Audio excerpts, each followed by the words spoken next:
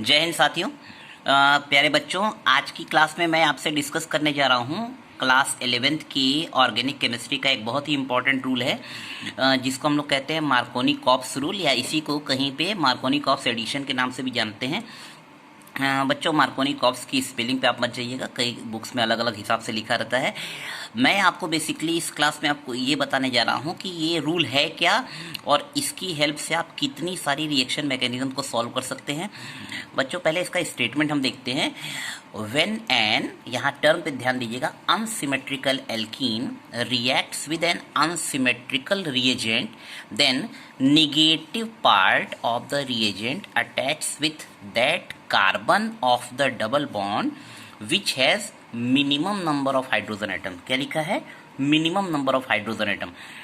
तो इसका मतलब ये हुआ बच्चों की अनसिमेट्रिकल एल्कीन है और अनसिमेट्रिकल रिएजेंट है, दो चीज़ें हैं। तो पहले हम लोग, इससे पहले कि मैं इसका एग्जांपल डिस्कस करूं, पहले मैं डिस्कस करना चाहता हूं आपके साथ कि आखिर सिमेट्रिकल एल्कीन और अनसिमेट्रिकल एल्कीन जैसी भी कोई चीज़ होती है क्या? तो रियल में बच्चों होती है। जैसे देखिए, आपके सामने मैंने दो एल्कीन लिखी है, इसका नाम आपको पता है ये क्या है बच्चों? ये है आपकी इथीन, ठीक है, ये इथीन है। और ये जो मैंने नीचे लिखा है ये क्या है तुम्हारी आपकी? ये है ब्यूट-टू-ईन, है ना। तो यहाँ पे आप देख रहे हैं कि जो डबल बॉन्डेड सिस्टम है, इसके दोनों साइड बैलेंस ग्रुप हैं, देख रहे हैं, यहाँ पे भी जैसे यहाँ पे भी। तो इस तरह की एल्कीन को हम लोग सिमेट्रिकल की कैटेगरी में रखेंगे। वहीं दूसरी ओर देखिए, मैंने यहाँ ली है प्रोपीन और इसी तरह यहाँ है पेंट-1-ईन। तो इन दोनों में आप देख रहे हैं बच्चों की जो डबल बॉन्डेड कार्बन्स हैं, इनके दोनों साइड सेम ग्रुप नहीं है, ठीक है। तो ये अनसिमेट्रिकल की कैटेगरी में आ गई। उसी तरीके से चलिए रिएजेंट की बात कर लेते हैं। चलिए, अगर मान लीजिए आपके सामने मैंने लिखा HH या ClCl, एक ये लिखा मैंने और एक तरफ मैं लिखता हूँ HBr और HCl। अब आपको क्या लगता है कौन इसमें सिमेट्रिकल है, कौन अनसिमेट्रिकल? तो ऑब्वियस सी बात है बच्चों कि ये वाला जो है ये सिमेट्रिकल है और ये वाला अनसिमेट्रिकल। तो इसका मतलब ये हुआ कि हम लोग मार्कोनी-कॉप्स रूल शो करने के लिए, समझने के लिए, एक अनसिमेट्रिकल एल्कीन जैसे ये हो गई प्रोपीन और एक अनसिमेट्रिकल रिएजेंट जैसे HBr, हम लोग इसकी हेल्प लेते हैं। तो बच्चों, उम्मीद है आपको समझ में आ रहा होगा। चलिए आगे बढ़ते हैं। अब देखिए, ये है हमने ली प्रोपीन और ये है आपका HBr। तो आपको ये अच्छे से पता है बच्चों कि अगर HBr में मैं कहूँ कि इस बॉन्ड को डिसोसिएट करेंगे तो क्या मिलेगा, तो आप बताएंगे ये पार्शियल निगेटिव होगा और ये पार्शियल पॉजिटिव होगा। यानी इसका जो निगेटिव पार्ट है वो है Br माइनस। तो Br माइनस किस पे जुड़ना चाहिए, किस पे ऐड होना चाहिए? ये जो डबल बॉन्डेड कार्बन है, आप बताइए दोनों में से किस पे कम हाइड्रोजन है? तो जाहिर सी बात है ये वाला है। इसका मतलब Br आपका इससे जुड़ेगा, ये डबल बॉन्ड टूट जाएगा और आपको मिल जाएगा 2-ब्रोमो-प्रोपेन। तो ये तो रहा बच्चों आपका मार्कोनी-कॉप्स एडिशन में कौन सा प्रोडक्ट मिलेगा। लेकिन बात बच्चों यहीं पर ख़त्म नहीं होती है। अब हमको मेन समझना ये है कि ये हो कैसे रहा है, यानी इसको हम लोग को मैकेनिज्म के साथ देखना पड़ेगा। तो चलिए बच्चों, हम लोग मैकेनिज्म को भी देखते हैं। मैकेनिज्म का स्टेप 1 मैं पूरी कोशिश करूंगा कि आप अब तक जैसे भी मार्कोनी-कॉप्स रूल समझे हैं उसके सबसे बेस्ट तरीके से इसको समझ पाएँ। तो बच्चों देखो, होता क्या है, सबसे पहले स्टेप में क्या होगा, ये जो आपका HBr है ना, हाइड्रोजन ब्रोमाइड, ये टूट जाएगा किसमें? H+ और Br माइनस में, ठीक है। स्टेप 2 में आते हैं। ये थोड़ा इंपॉर्टेंट स्टेप है। देखिए, ये है हमारे पास propene CH3 single bond CH double bond CH2। अब इसके ऊपर ये H+ अटैक करना चाहता है, ठीक है। चलिए हम लोग देखते हैं यहाँ से क्या होता है। तो देखो, ये जो H+ है, इसका मतलब इसके पास कोई भी इलेक्ट्रॉन नहीं है।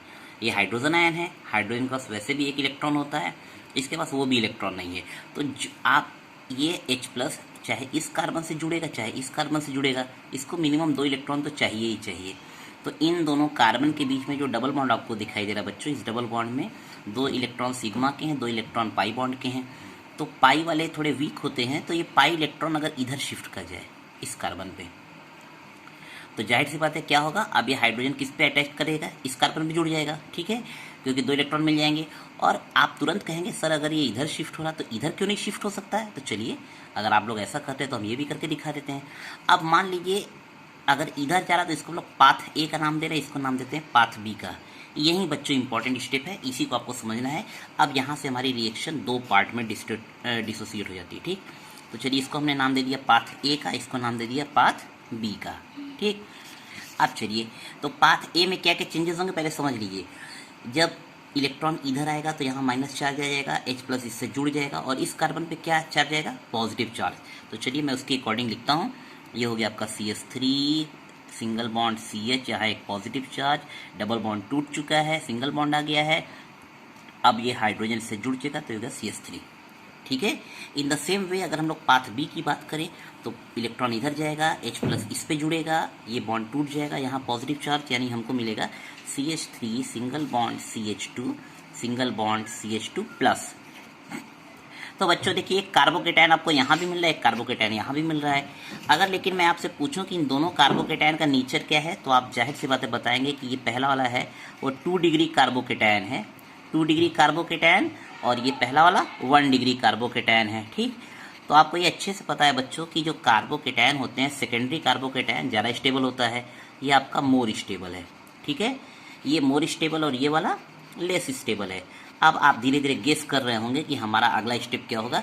अब अगर मैं इस 2 डिग्री कार्बोकेटायन में इस कार्बन पे जिसपे पॉजिटिव चार्ज है Br- को जोड़ दूं तो हमारा प्रोडक्ट बन जाएगा। कौन वाला प्रोडक्ट, ये वाला प्रोडक्ट।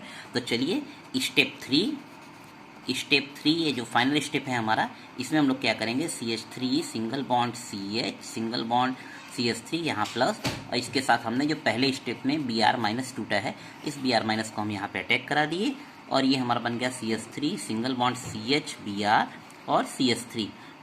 इस तरीके से बच्चों आपका बन गया 2 ब्रोमोप्रोपेन, ये बन गया आपका 2 ब्रोमोप्रोपेन। ठीक है।